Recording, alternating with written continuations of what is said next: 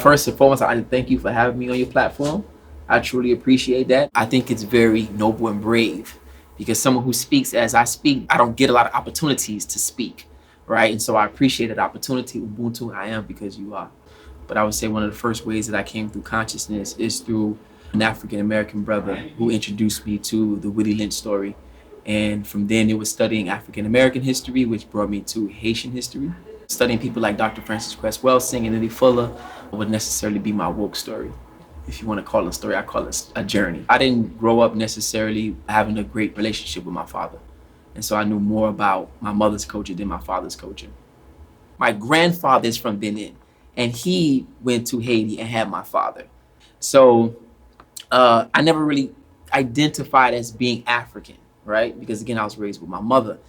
But one day it hit me that I was African. It was like an epiphany. You know, I'm that kid in Jamaica. I'm that kid in Haiti. I'm that kid in Ghana. To give an analogy, it was kind of like when Adam and Eve ate the apple and their eyes were open, right?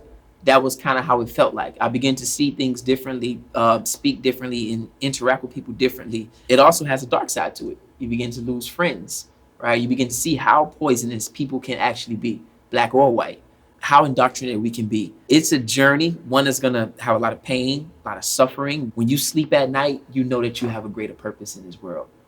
You are really gonna feel a certain type of way about yourself, and not in a narcissistic way, but in a way where there's a level of pride where can't nobody tell you who you are as an African. You know what you come from.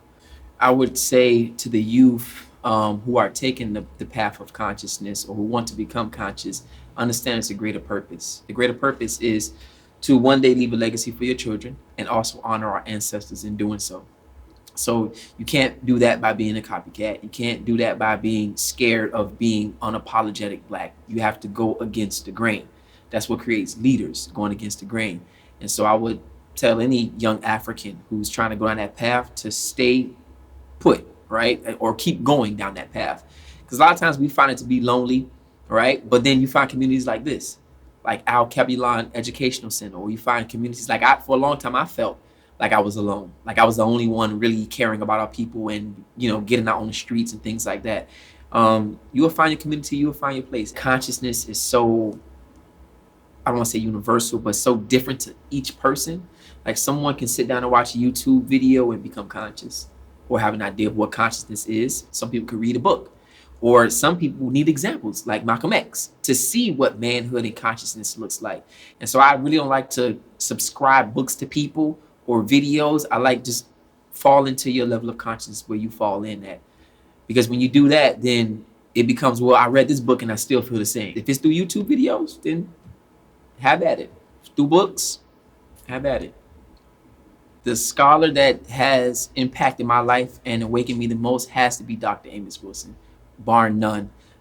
He took the history, took the psychology, and intertwined it together. And so Dr. Amos Wilson would have to be the scholar that I credit for taking me over the threshold of consciousness and having me understand how this is a political game and the psychological nuance behind it and the historical nuance behind it. So it would have to be Dr. Amos Wilson. And then after that, I would have to say Khalid Muhammad. As far as lectures on YouTube, how unapologetic he was. Yeah, it would have to be those two. If someone broke into your home, Mr. Donahue, and actually bum rushed your home, and Black Boot stomped your door down, and came in and robbed and raped everyone in the household, and was able to take the wealth of your home and parlay it into an empire. This is an invader. This is an intruder. This is a murderer. This is a burglar. This is a criminal. So you have no responsibility to share your home with them after they broke in and committed the crimes that they did. Well, the first time watching it, I hadn't met or haven't been introduced to Dr. Amos Wilson's information. And so this was early on in my consciousness where I believed that pro-black doesn't mean anti-white, right? So I was at that stage because it is stages to consciousness, to waking up, the same way you wake up out of your sleep. I mean, you just don't jump up out of bed and wake up. And so I was at a stage where when I seen the video, I was like, why is he so angry? Because I didn't understand it. I was like, this brother is going off. He is, being so mean and things like that. But as I gradually woke up, I said, oh yeah, that's right. Give it to him, because I understood more. And so when I first seen it, I was thrown back. Angry black man. That's how we're trained to look at ourselves. Oh, angry black man, he's mad. But then when my pro-black just became pro-black, I was like, yeah, he was right the whole time. We are all affected by the situation. It's not just me. It's something that we all should be involved in, because we're being attacked in different levels. We all can be involved in a form of changing our economical situation, our political situation, our dating situation, just changing the way people think. Because if we change the way we think, then we change the way we behave. And when we change the way we behave, we would change the system of white supremacy, or topple the system of white supremacy. Sadly, in the system of white supremacy, it's based off of rules and exceptions. And so everybody won't make it. And that's one of the problems that we run into in the community, is that we think that we can save everybody. But some people are so far gone in this system that there's no helping them. And so they will fall by the wayside. Europeans, if you look at, let's say, for example, the American Revolution, they didn't try to save all white people. It was 3/4 of the American population that actually fought in the American Revolution. And one thing we have to understand is power is respected by powerless people. So if the Africans who are African-centered truly gain a social power, then that means that everybody else has to fall in line. All the other Africans have to fall in line, because we're now in control of our destiny, in control of our definitions and our society. So it's a sad reality, but it's the truth. One of the first things that Africans need to do globally to advance is kill the cracker inside of them. What does that mean? That means you must kill any idea of whiteness, anything that portrays or upholds the system of white supremacy. We can't come together if you still have a little crack in you, if you have a white man inside of you, right? Because then it's going to become envious. It's going to become jealous, right? Africans didn't have a system of capitalism. Like, some of these things that we uphold, right, are what's keeping us held back. And so you have to literally reverse everything in your thinking and kill the cracker inside of you and say, I don't want that, because that's not the best thing for my people.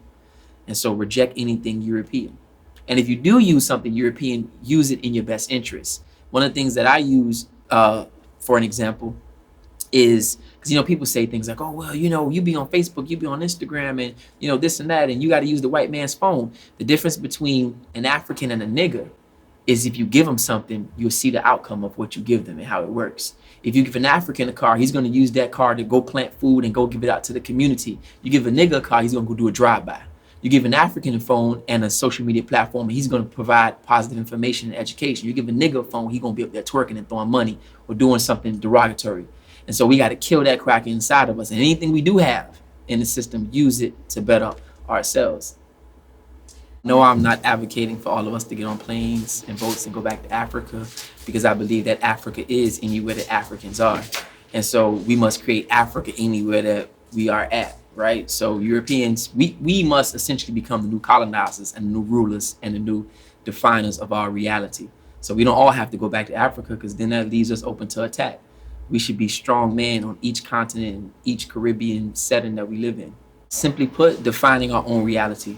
Whatever fits African people, whatever we can be self-sustaining in doing, being independent in ourselves, any way possible that we can be self-sufficient, is my definition for the future. Africa has never been monolithic. Africa has never been one set culture. So it could be different ways you can practice being African. You can practice being African economically. You can practice being African socially, right? So it depends on how you carry yourself. But for me, personally, just loving other Africans and being about anything African or Black. And that's what it looks for me day to day.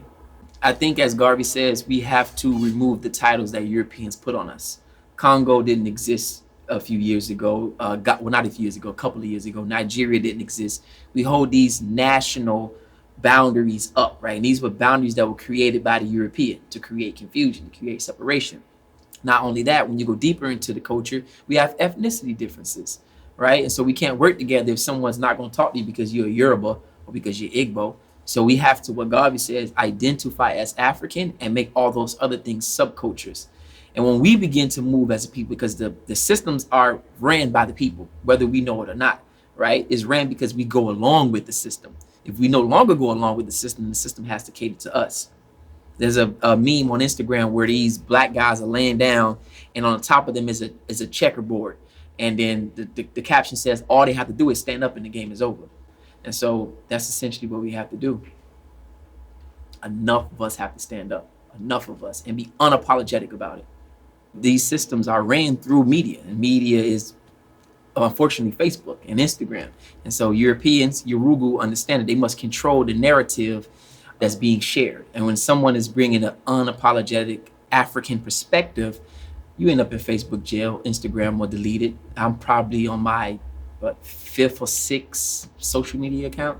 So it happens. I'm not there for the people who know the information. I'm there for those who don't. So when I'm up there recreating these pages, it's not for the people who already know it, it's for the people who don't. And they're unfortunately on those platforms. So I need those too. I need to be as the biblical Jesus Christ. I'm fishing for men and women. And so that's why I'm on these white platforms so hard. I wasn't born a Christian. I was born an African. So I'm just an African. I wasn't born a Muslim. People convert to these religions. So the way I was born is what I am now. I'm just an African. Literally, I'm just spiritual. I believe in my ancestors. I believe in nature. I'm just a spiritual being. I don't like to classify my religion because then people have a mimetic ideation of what you are and who you are, because all these things are symbols, right? So I don't like to give a deep definition of my religion. I'm just a spiritual person. The way I was born is the way I am now. I just released a children's book dedicated to my daughters called Haiti and Her Friends. It's a history book for African children, specifically Haitian children, but it's for African children in general. Designed to create self-esteem and awareness in African children. The philosophy of the book to me is Ubuntu. I am because you are, and that's what Haitian culture embodies. Haiti gets a bad rap, and people don't understand why Haiti gets a bad rap compared to other Caribbean islands or etc. There is a concerted effort to destroy Haiti, Haitian culture, and everything it stands for. And so I just want to share light on that and have people share that information, because a lot of our families came to the United States not knowing a lot of this information. And so now we have a generation of Haitians growing up not knowing their true history and what they contributed to the world. After that, I should be working on a memoir. From Malcolm X to me, something I've been working on for a while, but I just haven't buckled it down. It's basically going to break down the system of white supremacy, how a system created Detroit Red, who later became Malcolm X, and that same system exists, which created me when I was in the streets and now to who I am today. And so it's a system that keeps creating us, revolutionaries. And on the onset, it creates people who are not revolutionary. That's my main thesis behind the book, that Malcolm was in the street, went by the name Detroit Red, and he was given a certain information that enlightened him and changed his whole perspective on the world. Sort of the same situation myself. I was in the streets and I was given a certain level of information that changed my perspective. There aren't too many Malcolms out here. There aren't too many black men who can speak unapologetic on any level, speaking to white people. So early on when I was introduced to Malcolm, he was, the greatest to me, just because he can speak and not even blink. That's real black masculinity to me. I believe myself to be very disciplined and very, militarized in the sense in my thinking and in my actions, because that's what manhood is supposed to reflect.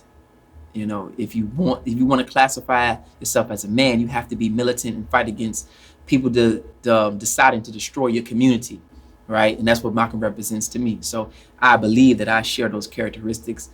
I can't say I walk in Malcolm's shoes, but I believe that I share those militaristic and mindsets that Malcolm once possessed.